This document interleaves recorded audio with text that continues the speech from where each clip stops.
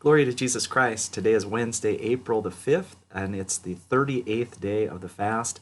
And we continue our homily from St. Cyril of Jerusalem and in one holy Catholic Church and in the resurrection of the flesh and the life everlasting. This is our ninth part of this homily.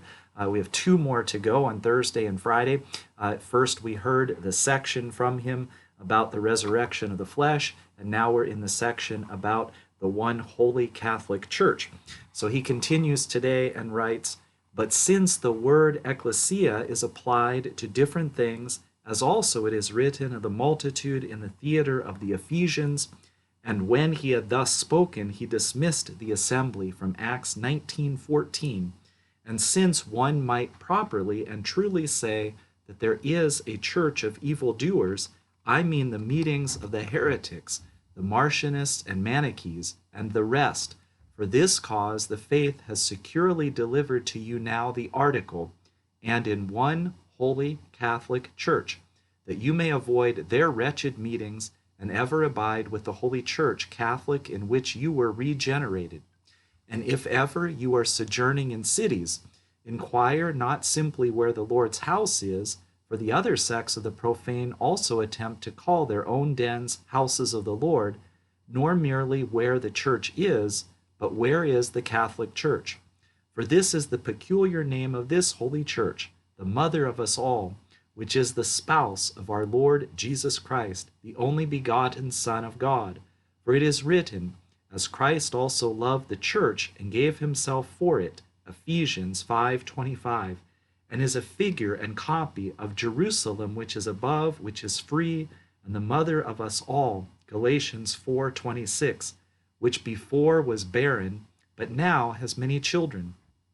For when the first church was cast off, in the second, which is the Catholic Church, God has said, as Paul says, first apostles, secondly prophets, thirdly teachers, then miracles, then gifts of healings, helps, governments, various kinds of tongues, from 1 Corinthians 12:28, and every sort of virtue. I mean wisdom and understanding, temperance and justice, mercy and loving kindness, and patience unconquerable in persecutions.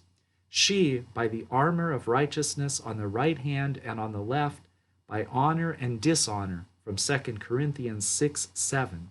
In former days, amid persecutions and tribulations, crowned the holy martyrs with the varied and blooming chaplets of patience, and now in times of peace, by God's grace, receives her due honors from kings and those who are in high place, from 1 Timothy 2:2, and from every sort and kindred of men.